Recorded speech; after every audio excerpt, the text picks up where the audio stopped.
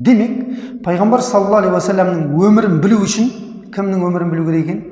Ибрахим пайғамбардың өмірін білу керек екен. Ибрахим алейхиссаламның өмірі пайғамбар саллаллаху алейхи уассаламның өмірімен өте қатты маңызды. Себебі пайғамбар саллаллаху алейхи уассалам Мекке жерінде дүниеге келді дейтін болсақ, сол кісі дүниеге келуден бұрын Мекке жерінде адамдар тұрды ма? Ол адамдар қаяқтан келіп қоныстанды? Деген сияқты сұрақтарға жауап іздейміз. Солардың бүгін жалғасы иншалла. Сонымен Ибрахим алейхиссалам, мына жерде жаздым. Тарих ибн Нахур, имам ибн Касир Аль-Бидая ва Нихая кітабында Ибрахимнің әкесінің аты Тарих деп келтірген. Кейбір ғалымдарымыз оны Азар деп айтқан, немесе Азарды көкесі деп айтқан ғалымдар бар. Мысалға, имам Шағрауи Азарды Ибрахим алейхиссаламның әкесі емес, көкесі деп айтады. Құран кәрімде Азар мен Ибрахимнің оқиғалары, қиссалар туралы баяндалған. Ибрахим алейхиссаламның әкесінің есімі Тарих, яғни Ибрахимнен кейін өзінің бауыры Нахор деген бар, және Харан деген бар. Мінекей, қазір бұларға келетін боламыз әрқайсысына жеке-жеке. Енді Ибрахим алейхиссалам қазіргі Ефрат, Тигр мен Ефрат дейді, Месопотамия жері деп айтады бұны. Сол Ефрат өзенінің маңайындағы Ор деген қалада дүниеге келген. Бұл дүниеге келген қала үш нәрсеге табынатын болған екен. Үш түрлі құдайлар болған екен. Біріншісі, көктегі жұлдыздар, күн, ай. Осылардың әрбірін жаңағы құдай деп табынатын болған. Олардың әрқайсысына істелінетін діни рәсімдері мен нышандары болған.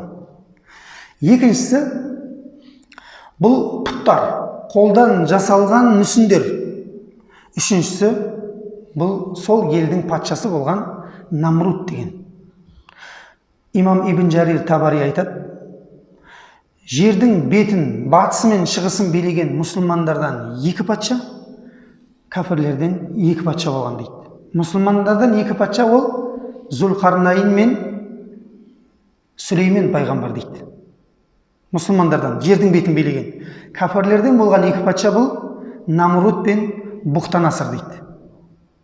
Демек, Намрудтың өзінің астындағы билігі мен байлығы, мал, мүлкі, дүниесі оны соқыр қылды да оны құдаймын деп айтуға дейін апарды дейді. Ибрахим алейхиссалам үлкен сынақ алаңында дүниеге келді, көрдіңіздер ме? Ибрахим алейхиссалам бір емес, үш құдайға табынатын елде дүниеге келген екен. Сынақтың үстіне сынақ, оның көкесі Азар пұтты қолдан жасап сататын кісі болған екен да. Пұтты қолдан жасап сататын кісі болған екен. Базарға Ибрахим алейхиссалам сол пұттарды апаратын болған екен жіппен тізіп. Ол құдайларымыз ғой, көтеріп неге жүрмейсің десе, құдайларымыз болатын болса, оны біз қалайша сатамыз деп айтады екен да. Аналардың барлығын жіпке орап алып сүйретеді екен жаңа мүсіндердің барлығы. Сөйтіп апарып аналарға су береді дейді, неге ішмейсіңдер сендер деп, жаңа адамдардың сыйынатын құдайларын өздеріне масқара етеді екен. Демек, оның барлығы қолдан жасалғандықтан ешқандай күшке, құдіретке ие емес олар. Осылайша Ибрахим алейхиссалам Ор қаласынан жас күннен Аллах тағаланы танып өсті дейді. Жас күннен мына жаратылысқа қарап ойланатын еді дейді. Аллах тағала Ибрахим алейхиссаламды жас күнінен пайғамбар етіп таңдаған дейді. Уаттахазаллаху Ибрахима халила дейді Аллах тағала Құран кәрімде. Аллах тағала Ибрахимді өзіне сүйікті дос етті дейді. Демек, Ибрахим алейхиссалам Аллах тағаланың жер бетіндегі сол кездегі ең сүйікті пендесі болған екен. Несімен? Мінекей пайғамбарлық келді, енді адамдарға Аллах тағаланы таныту мәртебесімен. Аллах тағаланы танытам деп ол кісі қауымның барлығын жинап қойып, «Ей, сендер сыйынатын мына жұлдыз құдай деп ойлайсыңдар ма?» деп сұрақ қояды екен да. Таң атқан кезде, «Ай, сендердің құдайларың қайда кетті?» деп айтады екен. «Мен бұндай жоқ болып кететін құдайлар жақсы көрмеймін» деп айтады екен да. Екінші, айда сондай ғой, таң сәріде жоқ, бұнда мен жақсы көрмеймін деп айтады дейді.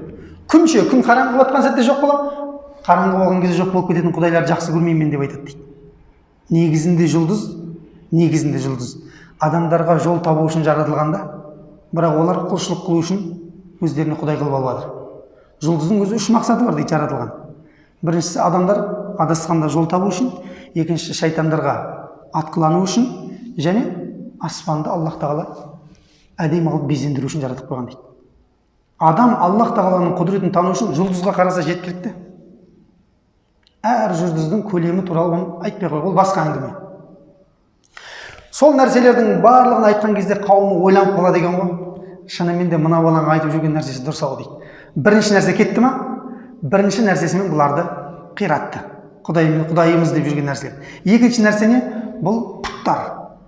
Пұттар қайдан пайда болды? Бүкіл пайғамбарлардың заманындағы жасалынған пұттар сол заманның алдындағы игілік ізгі істермен айналысқан кісілердің түрлері екен ғой. Қазір қойылып жатыр ғой, мүсіндер нелері. Сол өздерінен бұрынғы аталарының ізгі кісілердің мүсінін жасап алып, осы кісілер бізге пайда береді, зиян береді, жаңбыр жаудырады деп соған сыйынады екен. Олар аспаннан алмаған оны. Сол өзінің заманының алдындағы өмір сүрген кісілердің мүсіндерінен, жаңағы кейіптерінен алған екен. Сонымен Ибраһим алейхиссаламның қауымында жылына бір рет болатын діни рәсімге айналған мерекелер бар екен.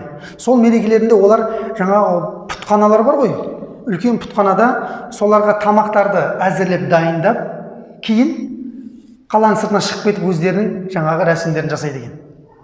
Сол күн жақындаған кезде, жаңағы пұттарды тойлайтын күн жақындаған кезде мерекелерін Ибраһим алейхиссалам жұлдызға қарады дейді. Фаназара назрatan фин-нуджум фақала инни сақим деп айтты дейді. Ибраһим алейхиссалам жұлдызға қарады да мен аурумын деп айтты дейді. Жұлдызға қарады да мен аурумын деп айтты дейді. Қызық. Қандай ауру ол? Қандай ауру? Ол Ибраһим алейхиссаламның шегетін рухани ауру екен да. Аналардың Аллахқа серік қосып жасап табынып жатқан нәрселерін көрген кезде Ибраһим алейхиссалам рухани іштей ауыра деген. Сондықтан не деді? Мен фақала инни сақим, мен аурумын деді ғой Ибраһим алейхиссалам. Аурумын деген сөзі мен сендермен бірге діни рәсімдерінде тойлай алмаймын. Олар сөйтіп түсінді. Ауырып тұрсаң, онда сен елде қала бер деді. Барлығы қаланың сыртына шығып кетті. Ибраһим алейхиссалам елде қалды да пұтханаға кірді. Сөйтті де барының алдында тамақтар тұр ғой. Жемейсіңдер ме деп айтады дейді. Жемейсіңдер ме, мына тамақтарды сендерге алып келді ғой деп айтады. Неге сөйлемейсіңдер сендер деп, ана құдайларға тиісіп жүр дейді Ибраһим алейхиссалам. Сөйтті де үлкен балтамен бүкіл жаңағы пұттардың барлығын шауып қиратып жерге тастады да балтаны үлкен, жаңағы ішінде үлкен пұт бар екен, соның иығына іліп қойды дейді. Енді сол үлкен пұт мыналардан қызғанып, жаңа тамақты осы істеді деп ойлау үшін. Сөйтіп адамдардың барлығы жаңа рәсімдерін болып, жаңа пұтханаға кірсе, қирап жатыр дейді ананың іші деген. Ойбай құдайлар деп айқайлап жүр дейді. Құдайларымыз деген қирап қалыпты дейді. Сонымен бұны кім істеді? Бұны кім істеді? Айқай шу. Сонымен бұны істесе жалғыз адам бар дейді. Біздің құдайымызға тиісіп жүрген ол Ибраһим дейді. Соны істеу мүмкін дейді. Сонымен Ибраһим алейхиссалам шақыртады. Шақыртса айтады: "Бәл фаала кабирухум хада." Бәлкім мына үлкен шығар істеген деп айтады дейді Ибраһим. Сұрамайсыңдар ма, сендер құдай деп жүрсіңдер ғой. Осыдан сұраңдар. Менен неге сұрап жатсыңдар? Деген кезде шынымен де бұл құдай сөйлемейді ғой деп тағы да қауым не істеді? Екі жақты болып қалды дейді. Біздің сыйынып жүрген нәрсеміз қалайша өз-өздерін құтқара алмай қалды мына жаңағы Ибраһимнен деп айтады дейді. Жап-жас баладан деп өздерімен өздері күмәнға түсті дейді. Екінші нәрселерін сындырды ма? Енді үшінші нәрсе бар, адамдардың барлығы ашуланып, болған оқиғаның барлығын барып сол елдің патшасы Намрудқа барып айтты дейді. Намрудқа барып айтты дейді. Сол кезде Намруд оны шақыртыңдар деп айтты дейді. Ибраһим алейхиссаламды алдына шақыртты дейді Намруд. Шақыртты да сенің Раббың кім деп айтты дейді Ибраһим. Сонда Ибраһим алейхиссалам менің Раббым юхи ва юмит, тірілтеді және өлтіреді деп айтады дейді. Сенің Раббың сондай ма? Мен де тірілте аламын, өлтіре аламын дейді. Ақымақ болсанда, зынданнан екі адам шығарыңдар деді. Екі адам шығарды, өлімге кесілген. Біреуін мынаны өлтіріңдер да мынаны қоя салыңдар деп айтты дейді. Көрдің бе Ибраһим, мен де өлтірдім, біреуін тірілттім деп айтады дейді. Бұған ақылы жағынан келмегендігінен, нақли жақтан келмегендіктен, ақылы жағынан, ақыл тұрғысынан не істеді Ибраһим алейхиссалам тағы бір мысал келтірді. Менің Раббым деді. күнді шығыстан шығарып батысқа қарай батырады деді. Егер де сен Раббы болатын болсаң, Құдай болатын болсаң, сол батыстан батқан күнді шығарып шығысқа қарай батырып берші деді ғой. Сонда Намрут не істеді? Қор болды. Күллі қауымның ортасында қор болды дейді. Өзін Құдаймын деп тұрған адам. Істей алмайды ол, өйткені оны. Сол кезде Намрут қатты ашуланды да, мынаны қандай жазаға кесеміз деді. Бұл өлімге кесіліп тұр деді. Осы жерде тұрған жерінде өлтіруімізді қалайсыңдар ма? Әлде бұны өртеп ләззаттанайық дейді барлығымыз. Сонда халықтың барлығы не істеді? Өлтіріңдер деді. Қалу харриқуху вансуру алихатакум ин кунтум фаилин. Егер де бізден сұрайтын болсаңдар, онда жаңағы өздерінің құдайларына жәрдем ретінде не істеңдер? Ибраһимді өртеңдер деп айтты дейді. Сонымен қауым үлкен бір жаңағы адамды өртейтін орта салды дейді. Жаңағы бір ғимарат салды да, соның ішін отқа толтырды дейді. Оны бірнеше күн жақты дейді. Сөйтіп Ибраһим алейхиссаламды манжаниқ деп айтады, мына катапульта дейді ма бізде? Катапультаға салып лақтыруға дайындалып жатыр отқа. Ибраһим алейхиссалам отқа тасталатын кезде Жабраил алейхиссалам келіп, саған қандай көмек керек деп айтты дейді. Сонда Ибраһим алейхиссалам, сен жаратушысың ба, әлде жаратылғансың ба деп айтты дейді. Әлбетте мен жаратылғанмын деп айтады дейді. Сонда маған жаратушының көмегі керек деп айтты дейді. Иманның сондай шарықтау шегі. Сөйтті де Ибраһим алейхиссалам хасби Аллаху ва ниъмал вакил деп айтты дейді. Алла маған жеткілікті, ол қандай жақсы қамқоршы деп айтты дейді. Осы дұғаны айтқан екі пайғамбар бар. Біреуі Ибраһим алейхиссалам, екіншісі пайғамбар саллаллаху алейхи уассалам екен. Бұны барлығымыз жаттауымыз керек екен. Мұсылман адам әр күні бұны айтып жүру керек. Өйткені бізге Раббымыздан асқан қамқоршы, Раббымыздан асқан жәрдемші, Раббымыздан асқан көмектесуші, құдірет иесі жоқ. Өзіңнің жақының өзіңе жақсылық істейді деп жүрген жақынның өзіне істеп кетуі мүмкін, жамандық істеп кетуі мүмкін. Бірақ Раббымыз Аллах тағала пендесіне ешқашан зұлымдық қылмайды. Пенде өз-өзіне зұлымдық қылады. Барлығымыз жаттауымыз керек екен. Демек, хасби Аллаху ва ниъмал вакил деп айтты дейді. Сонда Аллах тағала не деді отқа? Я қулна я нару куни бардан ва салама аля Ибраһим. Сонда ана катапультамен отқа лақтырылып бара жатқан кезде біз отқа айттық дейді. Ей от, Ибраһимге салқын әрі зиянсыз, қауіпсіз бол деп айтты дейді Аллах тағала. Сонда Ибраһим оттың ішіне түсті дейді. Оттың ішіне түсті де жатыр дейді, рахаттанып. Ана Намрут оттың сондай алаулаған биіктігіне байланысты жаңа оттың жанынан үлкен мұнара соқтырған дейді. Сол мұнараның үстінен қарап тұр дейді. Мұнараның үстіне шығып қарап тұр дейді. Өртеніп жатыр ма, өртенбей жатыр ма деп. Ибраһим алейхиссалам 7 күн бойы жатқан дейді. Бір деректерде 40 күнге дейін жатқан дейді Ибраһим алейхиссалам оттың ішінде. Оттың ішінде ешбір зиянға ұшырамай жатқандығын көрген оның көкесі не деп айтты дейді? Азар Ни'мар Раббу Раббука я Ибраһим деп айтты. Ей Ибраһим, сенің құдайың қандай жақсы құдай деп айтады дейді. Бірақ не, біз иман келтірмейміз оған деп айтады дейді. Көкесі Азар өмір бақи иман келтірместен өткен дейді. Ей Ибраһим, тіпті айтатын болған, енді бір рет маған осы сен жаңағы Раббың туралы айтатын болсаң, тасборан қылып өлтірем дейді. Немесе елден қуып шығарам сені деп айтатын болған әкесі. Сонда қараңыздар, Аллах тағаланың даналығын, ана отқа айтып тұрған сөзін қараңыз. Аллах тағала, ей от, Ибраһимге салқын әрі зиянсыз бол деп айтты. Ей от, Ибраһимге салқын бол десеше, я нару куни бардан аля Ибраһим десе не болады? От Ибраһимді мұз қылып қатырып тастайтын еді дейді. От. Бұл жерде Аллах тағала не деді? Ей от, Ибраһимге салқын әрі зиянсыз бол дейді. Ибраһим алейхиссаламға ешбір зиян тимейтіндей болсын деп айтты дейді. Уақыт біткеннен кейін, от сөнгеннен кейін Ибраһим алейхиссалам оттан шығып келе жатыр дейді ғой. Шыққаннан кейін айтады дейді. Оттың ішіндегі күндер өмірімдегі ең ләззатты күндерім деп айтады дейді. Жаңағы жатқан бір апта немесе 40 күн өмірімдегі ең керемет күндер соның ішінде өтті деп айтады дейді.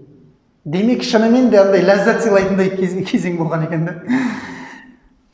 Оның осындай халдегі түрін көріп, адамдардың барлығы бұдан қорықты дейді. Сөйтіп Намруд та, халық та бұны елден қуып шықты дейді. Және одан бұрын Аллах тағаланың әмірі келді дейді. Бұл елді тастау туралы. Сол елді тастаған сәтінде Ибраһимге иман келтірген санаулы ғана адам болды дейді. Оның біреуі өзінің бауыры Харанның ұлы Лут. Және немере ағасының қызы Сара деген қыз болды дейді. Жақындары. Бір риуаятта немере ағасының қызы дейді, бір риуаятта мүлдем сол елдің тұрғыны деп айтады жаңағы. Бабыл қаласының тұрғыны. Вавилон деп айтама бізде? Арабтарда Бабыл деп айтады. Сонымен сол жерден үйленді де, некелесті де Ибраһим алейхиссалам Сараны және Лутты алып, мына Ефрат өзенінің жағалауындағы Вавилон қаласынан шығып кетті дейді. Қайқа қарай кетті? Солтүстікке қарай Шам жеріндегі Харран деген қалаға кетті дейді. Не үшін кетіп бара жатыр ол? Хижрет етіп кетіп бара жатыр. Адамдарға Аллах тағаланың дінін насихаттауға. Харран деген жерден қайқа келді дейді? Халяб деген жерге келді дейді. Бұның аты қазір біздің нелерде Алеппо деп аталады. Шам өлкесінде болды. Алепподан қасиетті Құдыстың айналасына келді дейді. Құдыстан Халил деген қалаға келді дейді. Халилден Мысырға келді. Қазір осы жерге дейін тұра тұрайық. Намруд туралы айтып кетейік. Намруд өзінің құдайымын деген жаңағы патша, өзінің құдайым мен де өлтірем, мен де тірілтем деген патша, Аллах тағаланың қалауымен бір күні мұрнына шыбын кіріп кеткен екен да. Ана кірген шыбын алынбай қалған екен. Кірген шыбын ары қарай өте берген, ызылдап өте берген, миын жеген ғой кәдімгідей. Шыбын бастың ішіндегі құрылыстарын жеген дейді. Құдаймын деп атқан адам бір шыбынды мұрнынан шығара алмай жатыр. Мен құдаймын, сөйлетіп атқан жаңағы билігімен несі? Байлығы оның сөйлетіп атқан. Мен құдаймын деген адам мұрнынан шыбын шығара алмай, соны ана қасында желпітіп тұратын адамдар бар ғой, ілгерідегі кондиционерлер. Солар жұмыстан кетті де, оның орнына темір ұстайтын адамдар келді дейді жұмысқа. Анау миын жеген кезде, жаңағы шыбын деп миын жеген кезде ұр деп айтады екен анаған ше. Жаңадан кадр пайда болып жатыр да, басынан ұрады екен ана Намрудтың. Намруд ұрған кезде жерге құлап есін танып қалады екен. Сонымен есін қайтадан тұрған кезде ана шыбын пәленбай жыл бойы, күндер емес, айлар емес, пәленбай жылдар бойы жаңағы шыбын ызыңдатып миын жеп өлтірді дейді Намрудты.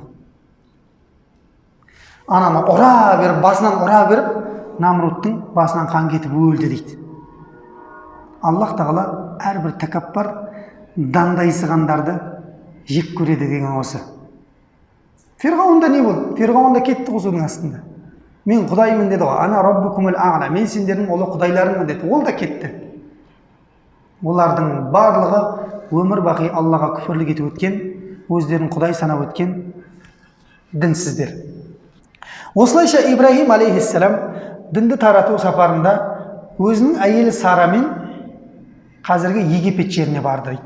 Сол жерде қасиетті Құдыстың айналасында Лутқа Аллах тағала пайғамбарлық нәрсені жіберді дейді. Лут сол жердегі Садум деген, қазіргі Өлі теңіздің орнындағы Садум деген қауымға пайғамбар болып келді дейді.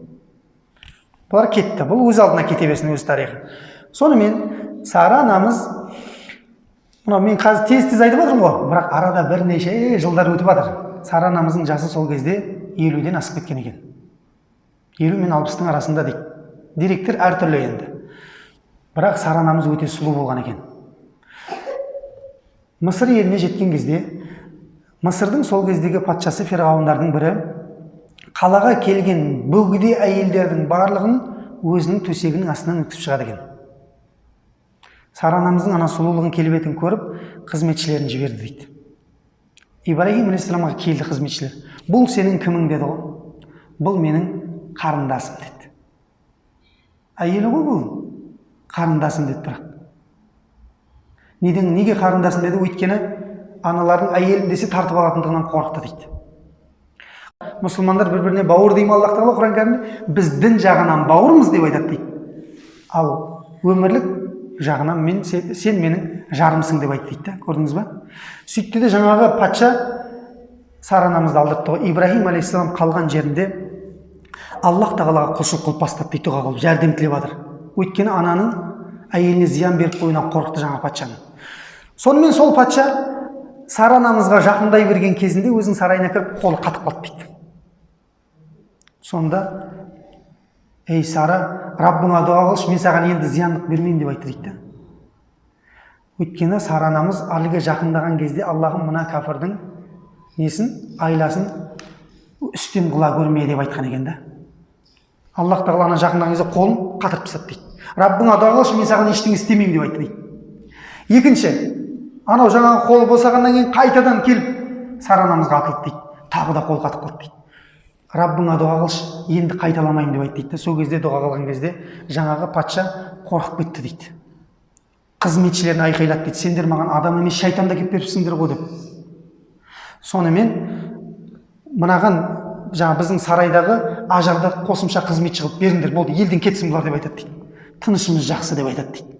Сонымен Ибраһим алейхиссалам құлшылықта отыр, Алладан жәрдем тілеп отқан кезде Сара анамыз келеді, не болды деп айтады дейді бірден.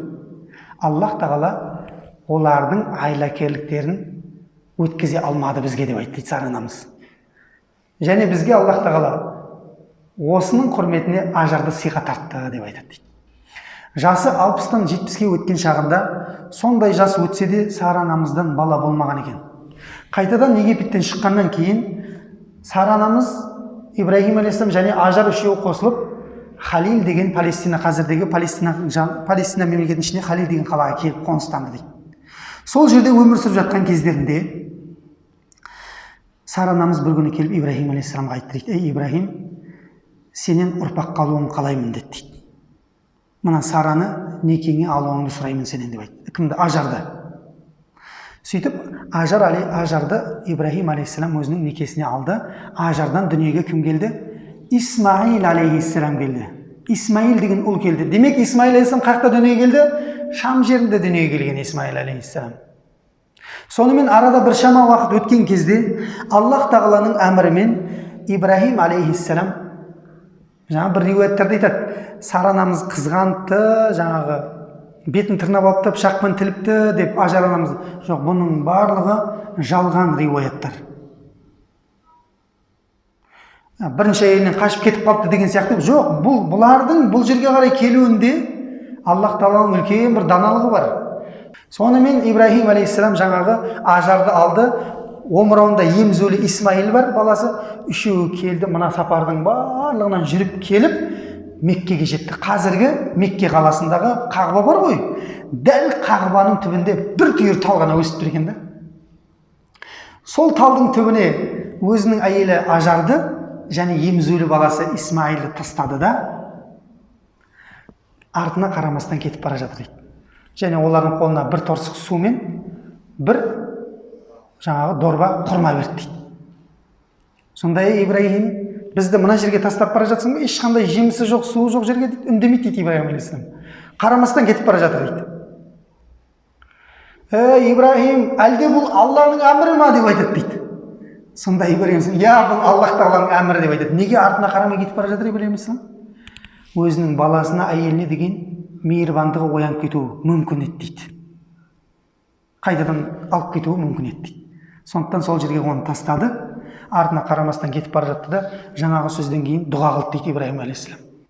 Ей Раббымыз, мен өзімнің ұрпақтарымды ешбір жеміс жидек шықпайтын бір ойпатқа тастап бара жатырмын деп айтады дейді. Аңғара, дым жоқ қой ана жерде, ешбір жеміс, ештеңе шықпайтын бір ойпатқа тастап бара жатырмын, я Алла, сен оларды өз қамқорлығыңа ала көр деген мағынадағы дұғаларды айтты дейді. Сөйтті де Ибраһим алейхиссалам Шамға қарай кетті дейді. Ал енді Ажар анамыз құрманы жеп болды, су таусылды, көкіректегі сүт таусылды. Сол кезде Исмаил бала, емізулі бала, жылады, көкіректе сүт жоқ. Бала жылап жатыр. Сөйтті де Исмаилді емізулі орнына жаңағы талдың түбіне қойды да өзі Сафаның үстіне шықты дейді.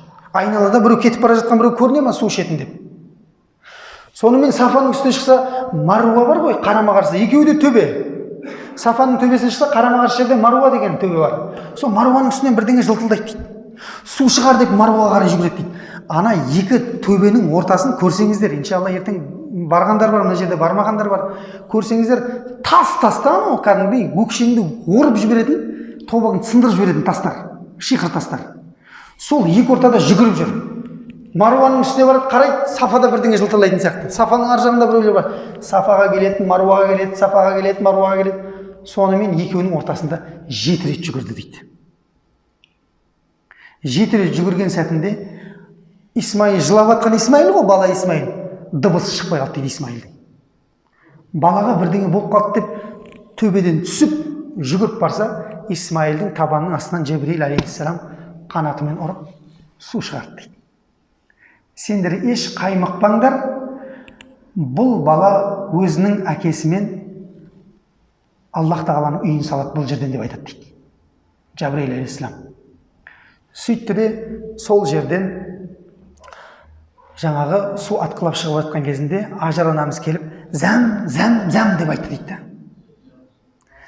Жинал, бұл мысыр тілінде жинал немесе тоқта деген мағынаны білдіреді дейді. Пайғамбар саллаллаху алейхи вассалам айтады, ай Ажар анамызды Алла рахымын алсын дейді. Егер де сол сөзді айтпағанда бұл жерден үлкен өзен шығатын еді деп айтты дейді. Аллах тағала Құран кәрімде мына күйеуіне бағынған, Алланың әміріне бағынған әйелдің берекетімен ана Сафа мен Маруаның ортасындағы нәрсені не істеді? Қажылықтың рәсімі қылды ғой. Аллах тағала Құран кәрімде бисмиллахир-рахманир-рахим инна сафа вал маруата мин шааириллах. Ақиқатында Сафа мен Маруа Аллах тағаланың белгілі бір нышандарынан дейді. Фаман хаджал байта ау i'tamara фала жунаха алейхи ан яттауафа бихима. Егер де кім қажылық қылатын болса, немесе умра қылатын болса, кіші қажылық, ол екеуінің арасында саи жасайтын болса, 7 рет жүретін болса, онда ешқандай күнә жоқ деп айтты дейді Аллах тағала. Көрдіңіздер ме? Бірінші қажылықтың ғибадатына айналды. Тағы қажылықтардың ғибадаты. Ал енді осы Исмаил алейхиссалам сол жердегі шыққан суынан ар жағында жаңағы өтіп бара жатқан Журхум деген тайпа бар екен. Су шыққан кезде кенеттен не келеді? Құстар келеді екен.